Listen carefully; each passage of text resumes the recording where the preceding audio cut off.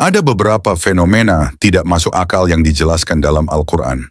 Al-Quran merupakan kitab penyempurna dari kitab-kitab yang Allah Subhanahu wa Ta'ala turunkan sebelumnya yang dibawa oleh Rasulullah. Al-Quran juga menjadi sumber dari segala sesuatu yang ada di dunia dan tidak lain adalah sumber ilmu pengetahuan dan fenomena-fenomena yang terjadi. Sampai saat ini, banyak ditemukan fenomena-fenomena aneh yang bahkan tidak bisa dijelaskan secara ilmiah, tapi dikatakan dalam Al-Quran terlebih dahulu. Kitab suci umat Islam ini turun jauh sebelum serangkaian penelitian ilmiah yang canggih hadir di muka bumi. Bahkan, tidak jarang penelitian-penelitian yang sudah dibuktikan secara ilmiah dan dilakukan oleh seorang ilmuwan ternyata sudah lebih dulu ditulis dalam Al-Quran. Hal ini dimungkinkan karena Al-Quran mengandung kebenaran. Tidak jarang para ilmuwan yang herap karena mendapatkan penelitiannya sudah ada dan dijelaskan dalam Al-Quran. Di samping itu, berikut adalah ulasan tentang fenomena tak masuk akal yang disebutkan dalam Al-Quran disadur dari berbagai sumber. 1. Bertemunya dua lautan. Adanya pertemuan antara dua lautan di Samudra Atlantik dan Mediterania.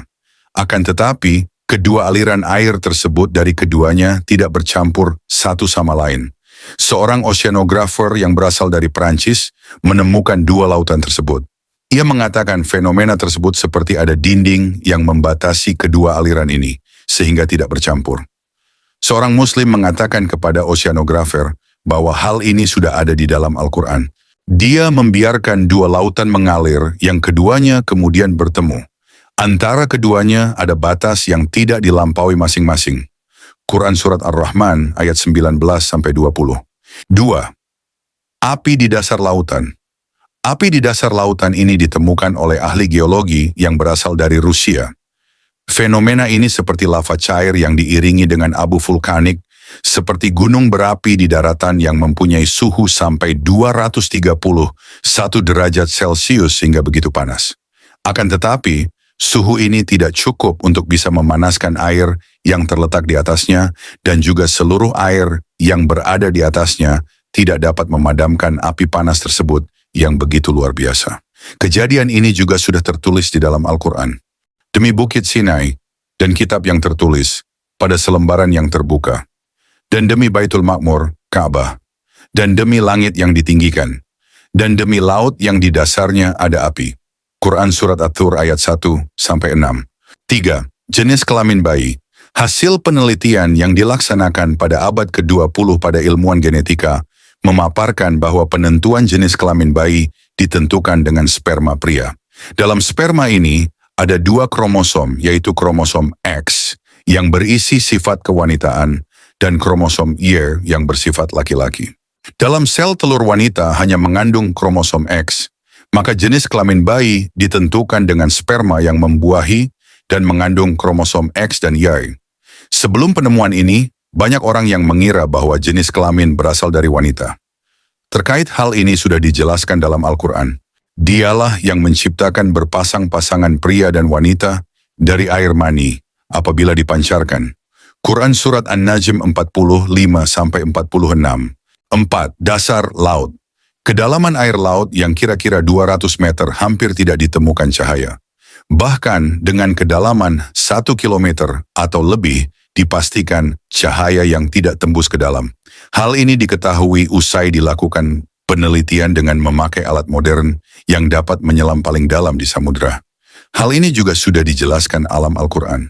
Atau seperti gelap gulita di lautan yang dalam, yang diliputi oleh ombak, yang di atasnya ombak, pula di atasnya lagi awan, gelap gulita yang bertindih-tindih. Apabila dia mengeluarkan tangannya, tiadalah dia dapat melihatnya. Dan barang siapa tiada diberi cahaya petunjuk, boleh Allah dia tidak mempunyai sedikit pun. Quran Surat An-Nur 40. 5. Siklus air. Seperti yang kita ketahui bahwa hujan lewat beberapa tahapan, air yang terletak di permukaan bumi menguap saat terkena sinar matahari, uap tersebut akan naik ke udara dan kemudian menggumpal dan membentuk awan. Awan ini dapat dibawa kemana oleh angin, sesuai kehendak Allah. Bila kandungan air dalam awan sudah jenuh, hujan akan turun dan nantinya air akan kembali ke lautan. Allah, dialah yang mengirimkan angin, lalu angin itu menggerakkan awan, dan Allah membentangkannya di langit menurut yang dikehendakinya, dan menjadikannya bergumpal-gumpal.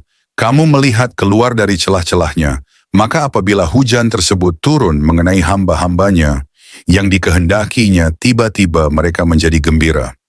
Quran Surat Ar-Rum ayat 48. 6. Tata surya. Ahli astronomi mengatakan bahwa matahari bergerak dengan kecepatan sampai 720.000 km per jam. Tentunya pergerakan tersebut sangat cepat. Bukan hanya matahari, semua planet, satelit, dalam sistem gravitasi matahari juga menempuh jarak yang sama, bahkan juga bintang. Hal ini sudah dijelaskan dalam Al-Quran berikut ini. Matahari berjalan di tempat peredarannya. Demikianlah ketetapan yang maha perkasa, lagi maha mengetahui. Telah kami tetapkan manzilah-manzilah, sehingga setelah dia sampai ke manzilah yang terakhir, kembalilah ia sebagai bentuk tandan yang tua.